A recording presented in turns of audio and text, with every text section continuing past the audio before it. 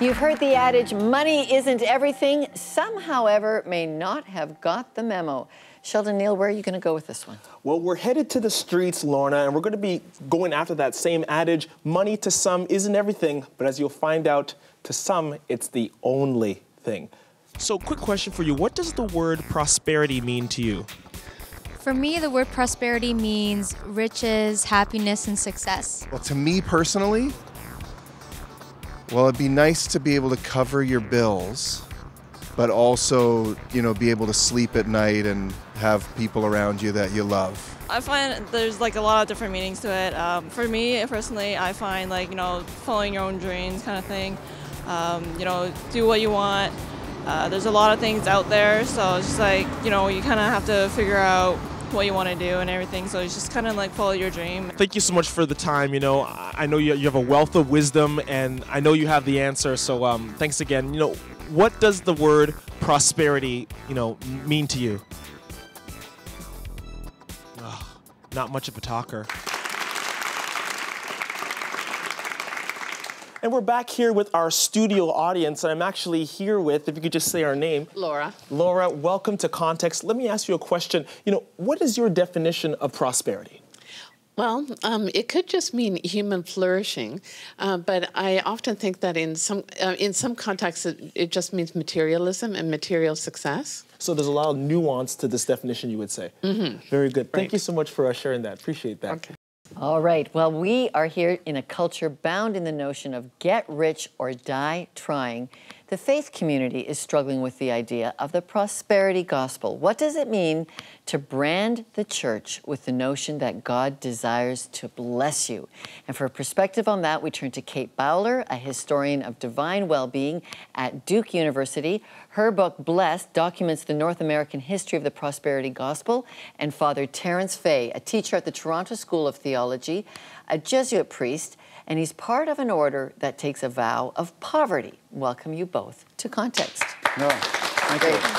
Great to have you. My pleasure. All right, and we've got, let's start with you personally, Kate, because you wrote, and I love your book, your history book, Blessed, but while you were being a historian of well-being, your own was getting away from you. What was happening during your investigation of prosperity, Kate? It was kind of a weird time to be a historian when I had found that I had a medical problem that doctors couldn't solve. And meanwhile, I'm showing up at healing rallies and faith rallies and prosperity preachers every weekend. It really made me think through what my own presuppositions are about what God can do. It was 8 long years, right? It was. It was a long haul, but it was a lot of fun to meet preachers and pastors and regular folk to think through what do people really expect when they ask God for things. Okay. Kate, I'm going to turn to Father Terence here. Father, why have you taken a vow of poverty? Well, I have not only taken a vow of poverty, but also chastity and obedience, because it's a freedom. It's a certain freedom to give up things like that, the pursuit of wealth, the pursuit of the opposite sex, and poverty, chastity, and obedience, and learning to cooperate with other people, to be in a community, and we work together, we cooperate. What happens spiritually? What are you getting from God when you do those? It's like the complete denial of the prosperity gospel in your life. Well, one person has it, we have nothing, but we lack for nothing, because we have the wherewithal to live. We have food, and we have transportation when we need it, and I work at university and teach and so forth, and so I have an office and a telephone and the things I need. Kate, you've just heard those benefits. What, in your research, did you discover people are looking for the benefits in the prosperity gospel? What are they looking for? I think they're looking for 4 things. The first comes from a different definition of faith. Instead maybe of hope or trust, what we traditionally think of as faith. They really expect it to be a spiritual power that's unleashed with positive thought and positive words. And it's those things that they use faith to get wealth, to get health, and an overall sense that things really are going to get better. Is it just pie in the sky dreaming? I mean, in some ways, It really depends on what people are asking for. I do think there's a real emphasis on the power of the mind that's new, that we've never really seen until the last 100 years, in which people expect the mind and faith to align in a way that can unlock God's blessings and treasures in somewhat of a formulaic way. It may be an over-reliance on that we haven't yet seen in Christian history. Okay, and I'm going to ask where this comes out of, Kate, because you do track the history. There's some real roots of why we are where we're at this stage. Can you explain that briefly for us? Sure. It's kind of radical evangelicalism caught fire right at the late 19th century, turn of the 20th century, in what becomes Pentecostalism. So it's Pentecostals' early investment in thinking through the body and healing as a place where God will show up, combined with the power of the mind and a tremendous optimism in unleashing the power of thought in order to make that happen. And it comes back even earlier than that. The Protestant work ethic feeds into this idea that you're here in God's divine continent, you better make it succeed. Yes, as a Canadian, I feel that often. I'm just breathing free air. But I think there is a real sense that it tapped into these deep strains in American thinking about a can-do attitude, optimism, bootstraps, that anything is possible. So what message is the Catholic Church trying to send about wealth? Because you have a palace, and yet you have these humble vows of poverty. I don't get it. Well, it may seem strange, but it's not strange at all, because as it were, the papal palace and so forth, these are things that have accumulated, like St. Peter's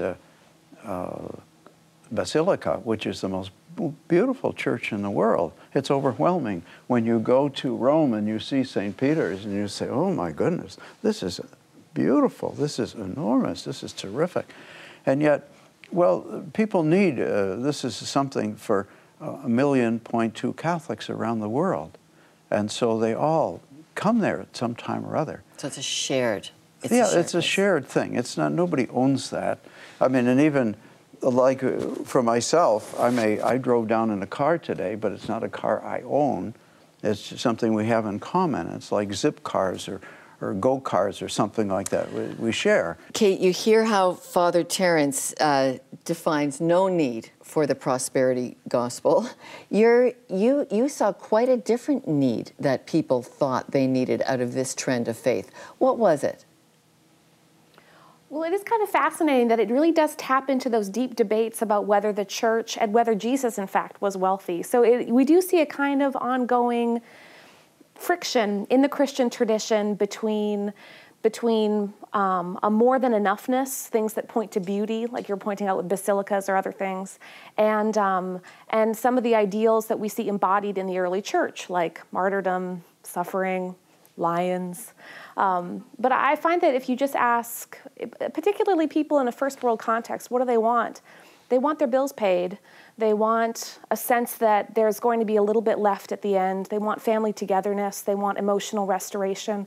And the prosperity gospel promises a mechanism to achieve all of that. Kate Bowler, thank you very much from Duke University, and Father Terence Faith, thank you very much. A pleasure. All right, let's go to Sheldon Neal, who's trying to fit himself through the eye of a needle. Sheldon. Good one, Lorna, because as you may know in the Bible, Jesus warns that it's easier for a camel to go through the eye of a needle than for a rich person to enter the kingdom of heaven. Now, we want to know what you at home think, though. How is it possible to be wealthy and holy? Look into our audience now. I'm actually here with my dear friend. Can you just say your name again? Derek Lawrence. Derek, thank you so much. Welcome to Context. So let me ask you that question. Is it possible to be wealthy and holy? Well, I can't really answer that, Sheldon, because I'm really an atheist. I do not believe in God. Being an atheist, how do you interpret that? The balance between prosperity, wealth, and getting that from a source or no source you may be coming from. So how does that now play out from where your perspective is? No, I don't know. I